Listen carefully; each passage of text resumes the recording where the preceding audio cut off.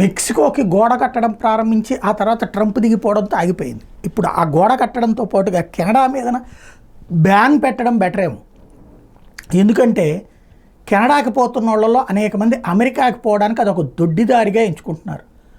కెనడాలో ఇప్పుడు తాజాగా బయటపడ్డటువంటి అంశం ఏంటంటే 262 కాలేజీలు మన ఇండియా నుంచి చదువుకోవడానికని అక్కడికి వెళ్తున్నటువంటి వాళ్ళు అమెరికాకి పోవడానికి ఈ మధ్యలో బ్రోకర్లు అదొక మార్గం కింద చూపెట్టారు. 262 కాలేజీలు, మన ఒక్కటే కాదు, చైనా వాళ్ళు ఈ 2 కాలేజీల్లో ఎక్కువగా అడ్మిషన్ అవుతూ ఉన్నారు. ఇందులో 2 ఇండియన్ ఎంటిటీస్ ఉన్నాయన్నమాట.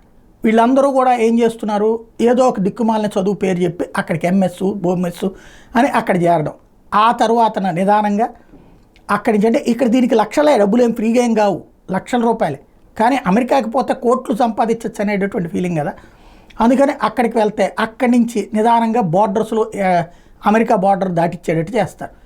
అక్కడ వెంటనే అమెరికన్ సైన్యం తుపాకులు చూపెట్టగానే వాళ్ళందరూ లొంగిపోయినట్టు చెప్తారు. అలా లొంగిపోయినాయి అని పేర్లు రాసుకుంటారు, శరణార్థి అని. వాళ్ళందరికీ కూడా ఉండటానికి ఓ ప్లేసు, తినటానికి ఓ ప్లేసు ఏర్పాటు ఇవి చేస్తారు. తద్వారా వాళ్ళు ఎవరు కొట్టరు, చంపరు. అది దాన్ని బేస్ చేసుకుని ఇదంతా నడుస్తున్నది. హ్యూమన్ ట్రాఫికింగ్ అన్నటువంటి దానికి 262 విద్యా సంస్థలు కెనడాలో ఉపయోగపడుతున్నాయి అన్నటువంటి లెక్క తేలింది ఇప్పుడు.